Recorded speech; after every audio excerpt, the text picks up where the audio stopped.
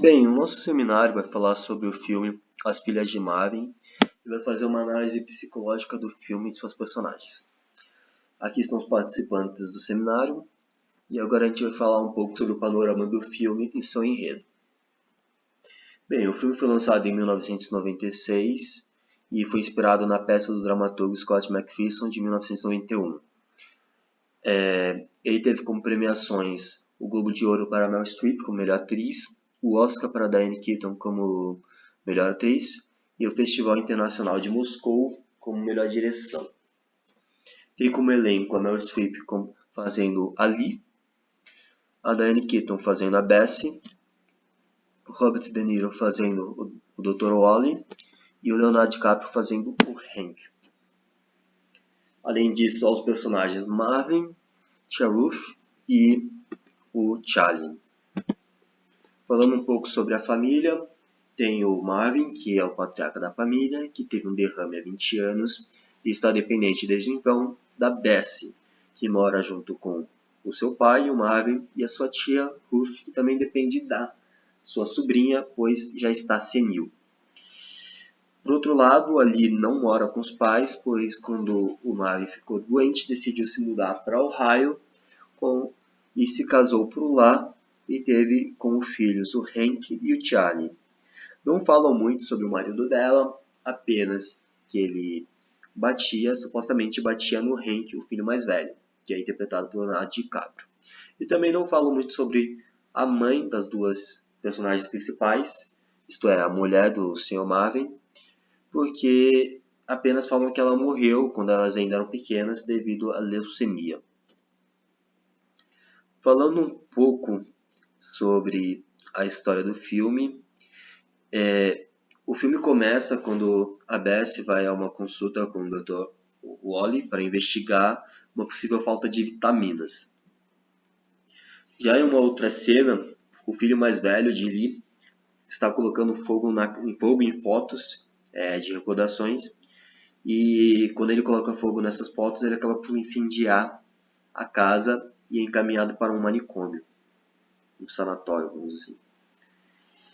Porém, o Dr. Wally descobre que a Bessie não tinha uma falta de vitaminas, e sim apresentava um quadro de leucemia, e avisa que ela precisaria ligar para seus familiares mais próximos para fazer testes de compatibilidade para tentar uma possível doação de medula óssea. E é desse contexto de leucemia, dessa doença, que a Bessie tem que voltar a ter contato com a sua irmã, com a qual não falava há 20 anos atrás, desde há 20 anos já, devido ao quadro do pai, que desenvolveu um AVC e precisava de cuidados especiais. E enquanto a Bessie decidiu largar tudo para cuidar do pai, Ali não queria isso para a vida dela e decidiu se mudar para Ohio. E isso causou uma briga entre as duas, o que fez com que elas ficassem sem se falar por 20 anos. E é nesse contexto de reunião da família, intrigas, problemas e doença, que a gente vai começar a falar um pouco mais sobre os personagens e fazer uma análise psicológica deles. Bom, falando um pouco agora sobre o personagem Marvin, ele é um homem bem idoso, ele é o pai da Bessie e da Lee, como foi comentado, e há mais ou menos 20 anos ele sofreu um acidente vascular encefálico, ou derrame, né? Deixou ele acamado e totalmente dependente dos cuidados da filha Bessie.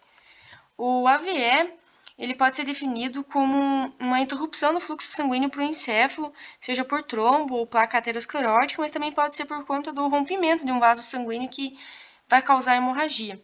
E essa diminuição do suprimento sanguíneo no encéfalo vai levar à morte de neurônios, que são responsáveis pelos comportamentos mais básicos aos mais complexos. Isso vai depender da gravidade e da extensão desse AVE.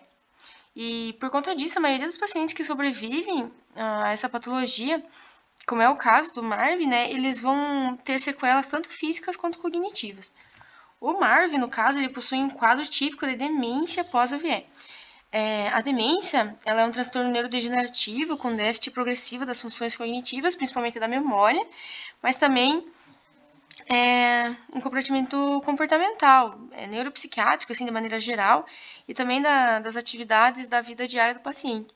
E o Marvin ele se enquadra nesse caso porque ele preenche os critérios de diagnóstico da demência. Então, ele tem um comprometimento funcional e na parte cognitiva ele tem um comprometimento de dos 5 domínios cognitivos, que seriam a memória, a função executiva, linguagem, habilidade visual especial e a alteração de personalidade.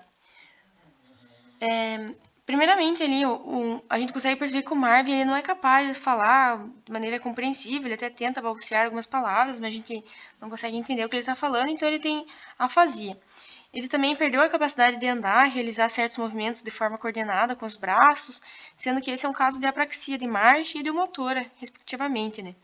E é importante ressaltar que esses sintomas eles estão presentes na vida do Marvin em um período maior que 6 meses. Ele não aparenta ter delírio, porque tem uma cena que a Bessie e a tia Ruth estão conversando, a Bessie está muito doente, teve que se afastar de casa, né, pro tratamento, e ela quer saber como que o Marvin está. E a tia Ruth fala que ele não pergunta dela, não, porque a tia Ruth, na verdade, não contou que ela se ausentou de casa. E a nova enfermeira que eles contrataram para cuidar do Marvin, a tia Ruth finge que ela não existe. E a Bessie não concorda com isso, porque ela tem medo que o Marvin pense que está louco, indicando que, então, anteriormente ele não tem características de delírio, assim. E o Marvin, ele possui uma condição que interfere nas suas habilidades do dia a dia. Ele tem esse declínio cognitivo também em relação a níveis prévios de funcionamento e o desempenho de funções simples, como ir ao banheiro, alimentação, comunicação, raciocínio, enfim. Ele precisa de um cuidador para ajudá-lo nessas atividades básicas do dia a dia, né? E o Marvin, ele possui uma deteriorização no controle emocional, porque tem uma cena em que o Hank, quando vai conhecê-lo, né, o neto dele, o Hank vai cumprimentá-lo e o Marvin fica assustado, ele tem uma crise de pânico, ele não aceita essa aproximação, esse contato. E, de maneira geral, assim, a gente não consegue perceber durante o filme se o Marvin ele tem algum distúrbio no armazenamento de memórias. A gente sabe que ele tem algum grau de alteração, mas a gente não consegue estimar assim qual é a extensão, assim, bem delimitadamente. Mas a gente consegue diagnosticá-lo com demência porque ele possui características típicas dessa condição. Olá pessoal, eu sou Vinícius e eu vou falar sobre a Lee, que é a personagem interpretada pela Meryl Streep. Bom, ela tem 2 filhos, né, o Hank e o Charlie, ela mora em Ohio, e a irmã da Bessie, que mora com o pai delas, né, na Flórida. Bom, o pai dos filhos da Lee, o Hank, né, e o Charlie, é um famoso piloto de corridas, segundo eles, né. A Lee, ela parece ter tido uma vida difícil, né, ela tá conseguindo terminar os estudos depois de adulta agora, tem um curso de cosmetologia e trabalha num salão de beleza. Logo no início da trama, ela tem que sair às pressas do trabalho, porque o seu filho, o Hank, né, ateou fogo na casa onde eles moravam, e com isso, ela e os filhos tiveram que morar num convento de freiras, né. Bom, sobre a personagem em si, ela tem problemas com cigarro, né, tabagismo, né, ela aparenta ser uma fumante inveterada, as cenas da conversa, né, com a psiquiatra lá do Hank, e as cenas até mesmo da visita, né, ao Hank, demonstram isso, né. Então aqui, por exemplo, nessas imagens a gente vê ela fumando aqui em locais fechados, né, nesse outro aqui ela tendo que ocupar as mãos com outras coisas, né, o que acaba sendo bem característico de pessoas adictas, né. Ainda sobre o tabagismo dali, né, ela parece que esse hábito dela influenciou na adição do filho mais velho dela, o Hank. E além disso, falando no Hank, ela tem problemas com esse filho mais velho, principalmente com eles, né? E não aparenta ser uma mãe muito presente, ela é bastante áspera e não auxilia muito na terapia do filho, né? Bom, de maneira parecida com a do filho, né, ela também não tem uma boa relação com a irmã dela, a Bessie, né, que mora na Flórida, a qual foi diagnosticada com leucemia ali no começo do filme e com quem ela não conversava há bastante tempo, né. Então nessa cena aqui ela tem um contato, né, a gente vê o contato dela com a irmã, né, depois de anos, né. Ela não quis, né, ajudar, ela não conversa mais com a irmã, né, porque ela não quis ajudar nos cuidados com o pai quando ele teve o derrame e parece ter sido um jeito que ela encontrou de não ter que encarar mesmo esse problema, né. Ao longo do filme ela aparenta ser uma pessoa, né, ali, uma pessoa muito forte, né, que não gosta de lidar com problemas alheios, né, demonstrar muitos sentimentos não é com ela, né, e também não gosta de parecer fraca, né. Foi essa a impressão que ela deu ao longo do filme, né? Bom, voltando à trama do filme, né? Ela tem que ir até a clínica onde é que o Hank está internado, porque ele tocou fogo na casa, né? E para avisar, então, da condição da tia deles, né? Dele, no caso, né? E ver se algum dos dois é doador compatível, né? E logo após isso, ela viaja com os seus filhos para a Flórida, né? Para casa da irmã e do pai, então. E durante essa viagem é possível perceber algumas relações que ela tem com os filhos dela, né? E também uma relação de admiração do Hank pela mãe também é possível ver, né? Já na Flórida a gente percebe um aprofundamento da personagem Lee, né? E percebe-se mais profundamente a relação que ela tem com os filhos, né? Com aqui o filho mais novo dela, o Charlie, né? Ela é uma pessoa bem controladora, ela não ajuda com as questões do humor do filho dela, o Hank, né? Também a gente parece que pode perceber que tem uma relação, né, parece ter uma relação, né, entre a espécie da rejeição que o Hank sente, que a mãe tem por ele, né, e as alterações de humor que ele apresenta, né, por exemplo, é como se fosse uma espécie de gatilho, então, o qual seria sempre ativado pelo modo em que ela o trata ou fala com ele, né. Voltando à trama também tem a parte aqui da relação dela, né, com o pai dela, ela não via ele desde quando ele teve o derrame. Essa cena aqui foi a cena dela tendo o primeiro contato com ele, né? E a reação dela vendo ele naquele estado, né? Voltando à trama do filme, né? Ali então entra em contato com o doutor, né? Que é o Robert De Niro, e ao perceber que ela pode ter que assumir os cuidados da Bessie, que é a irmã dela, do Marvin, que é o pai da Ruth, que é uma outra tia que eles têm ali que precisa de cuidados, né? O primeiro instinto dela é procurar uma casa de repouso para idosos, né? Deixando claro para o doutor, falando para ele que ela não está disposta a assumir os problemas de outras pessoas que já tinham tomado essa decisão antes, né? E que quando seu pai teve o primeiro derrame, né? E diz que ela fala aqui, então, nessa cena, que ela escolheu não jogar a sua vida fora, né? Ao longo do filme, a gente vai vendo que toda essa situação vai mexendo com ela, né? A gente vê que ela está confusa, né? Que mesmo tendo as suas prioridades, né? Ela vai percebendo que deixar de auxiliar a família dela não é o mais correto, né? É perceptível que ela está com medo de perder a irmã, que ela está confusa, bastante confusa, então, quanto às escolhas que ela tem que fazer, né? As duas irmãs, né? Elas passam a se entender, que a gente vê nessa cena, né? Que elas vão se reaproximando, elas vão percebendo que elas têm muita coisa em comum, né? Ou elas vão percebendo quanto elas se gostam, quanto foi irracional nelas, a relação que elas não tinham, no caso, né? E em outras cenas, né? Ela se oferece para ajustar a peruca da Bess, né? E ao reparar como que a irmã está, né?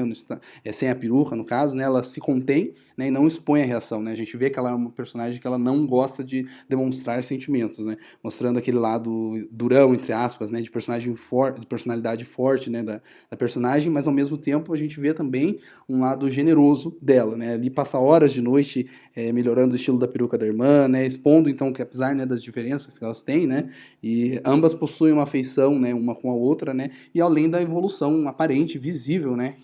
Da personagem ao longo da trama, né?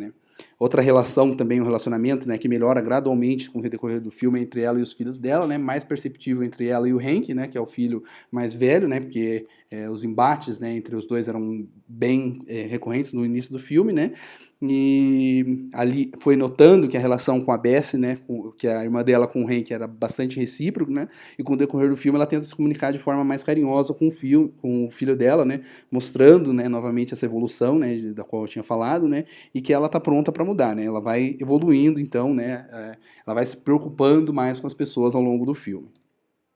Então, a gente sempre tem ali na reta final do filme, no caso, a gente tem depois que ela conversa com o doutor, né, essa dualidade entre decisão e decisão, né, muitos momentos ela fica indecisa, aqui nessa primeira cena ela sai, ela dá uma volta, né, ela senta, ela chega até a fazer as malas, né, e ela, aqui nessa outra cena de baixo, ela olha a lista de remédios do pai dela, né, e ela fica sempre, ela tá muito confusa sobre o que fazer, né, da vida dela agora, né? Então, ao final do filme, o que a gente pode perceber, né? Que a família, o que a gente vê, né? Que a família que era distante, ela começa a se aproximar, né? Que à medida que a Bessie, que é a irmã dela, começa a piorar progressivamente, ela chega à conclusão, né, de que agora vai ser a sua vez de cuidar da família, né? Então o filme ela termina com essas duas cenas, né, da parte dali, né, que ali ela se familiariza com a medicação do pai dela, o Marvin, né, e enquanto ela entra no quarto também com o almoço dele, né, e ela observa também a irmã dela, a Bessie, piscando o espelho pro pai dela, né, pro Marvin sorrir, que é uma das poucas coisas, né, piscando o espelho, né, que é pro pai, que é uma das poucas coisas que faz o pai sorrir. Agora a gente vai falar um pouco mais sobre essa personagem que é a Bess. Bem, ao assistir o filme, dentre tantas tramas que se desenvolviam, um aspecto assim curioso da história despertou minha atenção. E esse aspecto era a ausência de uma história para a Bess.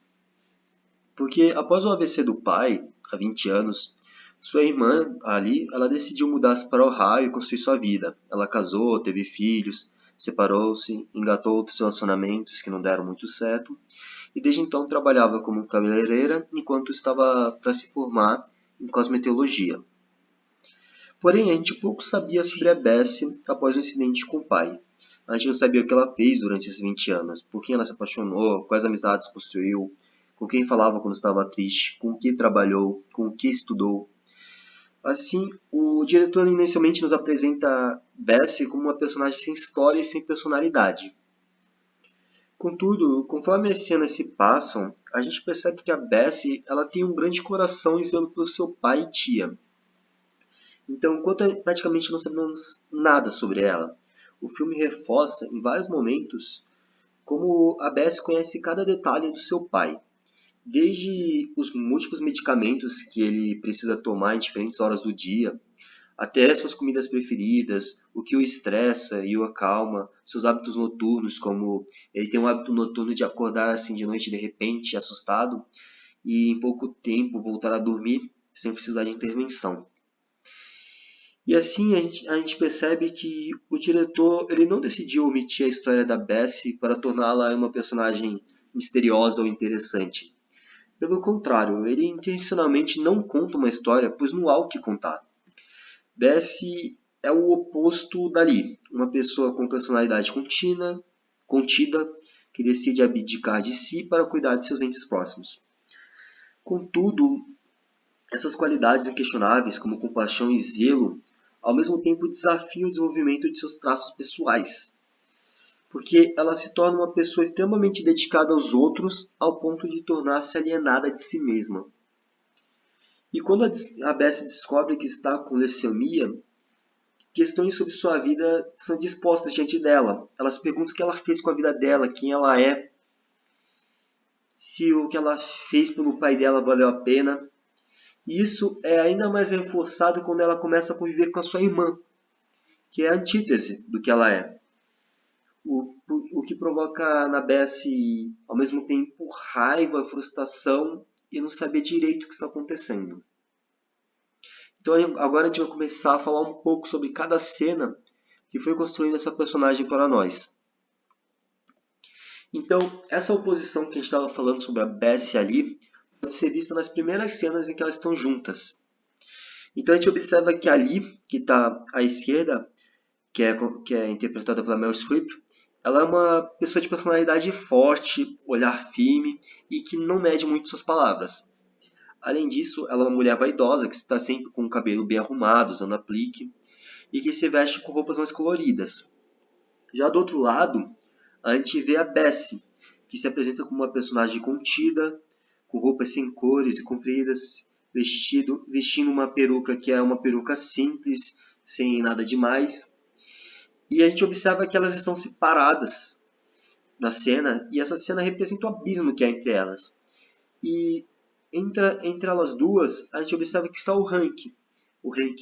E o Hank ele vai fazer o elo entre elas duas durante o filme. E a gente vai começar a ver algumas cenas que mostram como esse elo se constrói. Então, o Hank é um personagem muito difícil, só que a Bessie, com o seu jeito carinhoso e compreensível, que aprendeu com anos de convivência com o pai doente, ela consegue se entender com o Hank, apesar de muitas vezes ele ser agressivo e antipático. Só que o Hank ele também não se omite em apresentar perguntas para Bessie que ela tem medo de responder.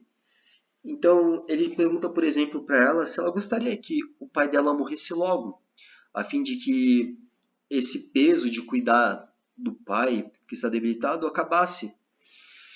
E ela fica chocada com a pergunta, mas ao mesmo tempo esse questionamento faz ela refletir um pouco sobre o que foi a vida dela. Ainda mais depois do diagnóstico da leucemia, que ela está pensando muito sobre isso. E é interessante que o temperamento agitado e tempestivo do garoto, além dos seus questionamentos, eles começam a trazer a Bessie de volta. Começam a destacar a personalidade da Bessie que ficou por muito tempo escondida, que ela acabou deixando de lado nos 20 anos de dedicação ao seu pai. E a gente pode ver essa volta de personalidade, a volta de espontaneidade e coragem na Bessie, numa cena em que o Hank decide dirigir o carro pela beira do mar na praia e a Bessie podia tentar impedir o garoto por ser algo perigoso, mas ela acaba deixando isso rolar e espontaneamente se diverte, se alegra.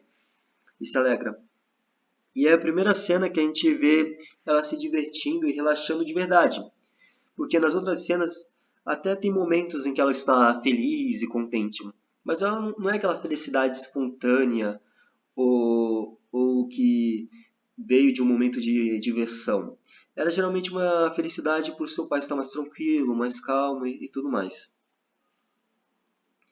E é interessante porque ali começa a observar como a Bessie conseguiu se aproximar do Hank, percebendo que a irmã apresentava qualidades que ela não possuía e que essas qualidades que faltavam ali é que mantinham ela afastada do seu filho. E esse elo permite que as irmãs voltem a se aproximar. Assim, nessa cena que a gente vê a Bessie sem peruca, é uma cena em que a Lee tenta trazer de volta para a Bessie o que ela deixou de cultivar durante esses últimos 20 anos. Então, a Lee se preocupa em maquiar a irmã, deixá-la mais bonita, e também ela pega a peruca da Bessie para estilizar a peruca, cortar e deixar uma peruca mais bonita para a Bessie se sentir melhor durante esse momento difícil de leucemia. Então a gente vê aqui ali trazendo para a Bessie o que ela perdeu nesses últimos 20 anos. Então a gente observa a Bessie com o seu carinho, a sua compreensão, se aproximando do Hank, o que causa uma certa admiração na Lee, que não conseguia fazer isso. E ali se aproxima da Bessie trazendo o que há na personalidade dela, que é uma personalidade vaidosa, que gosta de cuidar de si, que gosta de destacar a sua personalidade. E durante essa cena em que a Lee e a Bessie elas também conversam sobre paixões e vida amorosas. E a gente percebe que a Bessie tende a guardar seus sentimentos para si. Inicialmente feliz, ela conta sobre a única paixão da sua vida. Quando ela era adolescente, ela se apaixonou por um funcionário de um parque de diversões. Infelizmente, o funcionário com quem ela se apaixonou, o garoto, ele morreu afogado em um passeio deles pelo lago. E apesar de ser um momento muito traumático para qualquer pessoa, e foi para Bessie, ela manteve para si essa história por muito tempo e não contou para ninguém, nem para a irmã dela, sendo que elas conviviam juntas na época. E diante dessa cena a gente percebe um grande problema psicológico da Bessie, que é que ela se reprime muito e não compartilha seus momentos difíceis. E muitos autores apontam que esse isolamento ele pode afetar a sua saúde e seu corpo. Inclusive, nessa cena surge a ideia de processo psicomático do Carl Jung, no qual o corpo ele sofre quando nossa psique não funciona bem. Assim, mais ou menos segundo esse conceito, a gente pode entender que talvez os anos vivendo isolada, praticamente sozinha, com ninguém para conversar e contendo seus sentimentos, talvez isso tenha afetado o seu corpo e tornado o Bessie mais suscetível a desenvolver a neoplasia por questões imunológicas. Isso ou por questões biológicas. Isso, é claro, é uma teoria, do Carl Jung, uma teoria psicossomática, e há muitos outros fatores entrelaçados no desenvolvimento de uma neoplasia. E com a piora do quadro da Bessie, a gente começa a se deparar com ela percebendo que a morte está começando a ficar cada vez mais perto. E a gente vê nessa cena em que a Bessie estava no momento mais frágil da doença, em que ela permite mostrar o seu sofrimento diante do medo iminente de morrer. Inclusive na cena ela explica para a irmã por que ela sempre está tomando café à noite. Que a irmã uma vez questionou: por que você vai tomar café agora de noite? E ela explica que ela sente muito medo de dormir e não acordar mais. Ou seja, ela sente medo de falecer durante o sono, deixando para trás seu pai e sua tia. E a gente observa também ali que sempre se afastou muito nos momentos mais difíceis de seus familiares, ela lá junto com a Bessie, consolando e mostrando sua compaixão, o que antes ela não apresentava. Ao final do filme, a gente acaba por descobrir que nenhum dos familiares é compatível para fazer o transplante de medula óssea. E, infelizmente, o destino de Bessie está selado. Ela vai tentar tratamento, mas provavelmente não dará certo. E nesse turbilhão de emoções que ela vivia naquele momento, a Bessie chega finalmente à fase de aceitação da doença, entendendo que deixou de viver histórias, amizades e paixões durante a vida, mas que não se arrependia, pois viveu algo que poucos conseguem viver. Ela teve coragem e disciplina de abdicar de sua vida pelo seu pai e tia, o que permitiu viver um amor puro e permitiu que ela cuidar de outras pessoas sem esperar receber algo em troca. Permitiu que ela se dedicasse a outras pessoas simplesmente por amor, mesmo diante dos desafios e sacrifícios incontáveis que isso trazia. Agora vamos falar de Ruth, que é a irmã do Marvin e tia da Bessie. Ela, além de ser senil, ela tem muitas dores nas costas e desde a infância, e utiliza um eletrodo anestésico para aliviar essas dores. Ela aparenta ser uma pessoa que se esquece e se distrai facilmente. Não demonstra ser alguém confiável para realizar tarefas às quais foi encarregada. Um exemplo disso é que ela se esquece de dar os medicamentos ao Marvin, de modo que ela se martiriza ao ser questionada por Bessie. Após esse questionamento que Beth realiza, ela revela que não sabe lidar bem com as responsabilidades e que se sente com medo de ficar sozinha e das consequências de suas ações. Isso é bem comum em pacientes senis em que perdem a qualidade de vida e não se sentem mais aptos para realizar ações que antes realizavam e, consequentemente, se sentem culpados por isso. No entanto, nesse caso, após Beth confortar ela se sente melhor e se apresenta segura, podendo mostrar uma possível dependência de Beth, algo também comum em pacientes senis. Ruth também parece apresentar algum transtorno de memória e humor, relativamente mais comum em pacientes com essa idade. Nessa cena, por exemplo, recusa a laranja e ressalta a importância de Beth se alimentar por causa de sua leucemia. Mas em questão de segundos, ela esquece o que acabou de dizer e aceita a laranja com facilidade. Isso pode estar demonstrando um perfil de personalidade infantil. Nessa mesma cena, ela fala para Beth que não consegue dizer ao Marvin sobre a condição de saúde de Beth, ou seja, demonstrando mais uma vez a sua dificuldade em assumir responsabilidades e arcar com as consequências. Nessa outra cena, ela inicialmente fica extremamente feliz e empolgada em se encontrar com a Lee, após anos, mas segundos depois ela se distrai e vai ver a sua novela favorita, mostrando novamente seu comportamento meio infantil e problemas de memória e foco. Aparentemente ela já viu esse programa inúmeras vezes, de modo que ela chega até a sonhar com ele.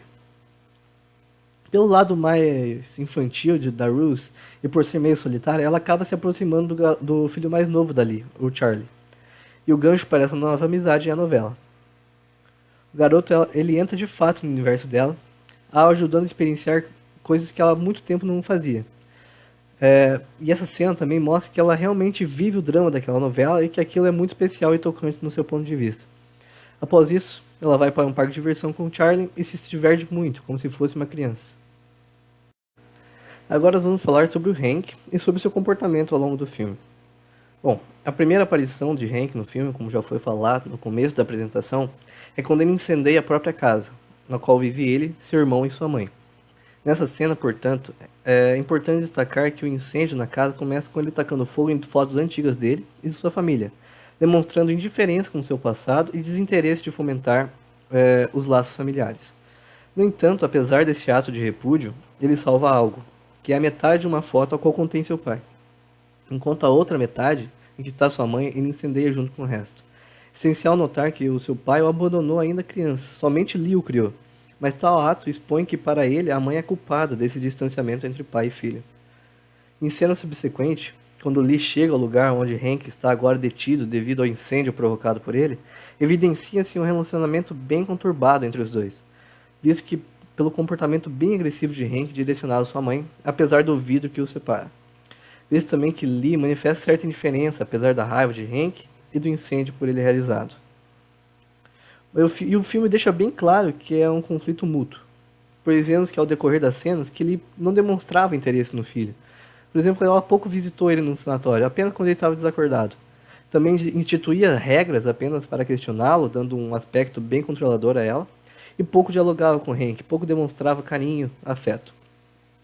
E é nesse cenário de pouco afeto em que Hank se encontrava, que de alguma forma moldou sua personalidade. Porém, assim como na vida, o filme mostra que a mudança é a única constante no mundo, e Hank não é alheio a isso. Ao longo do filme, vemos mudanças sutis na característica do personagem, as quais, em suma, já tinham sido imputadas a ele lá no começo com a cena do incêndio. E isso começa, em linhas gerais, com o afeto que a tia Bess lhe dá quando eles chegam finalmente na Flórida. Agora, o primeiro passo para a ligação entre a tia e o sobrinho se dá nessa cena, em que eles conversam no jardim e Bess dá a Hank a caixa de ferramentas que pertenceu ao Marvin, seu avô.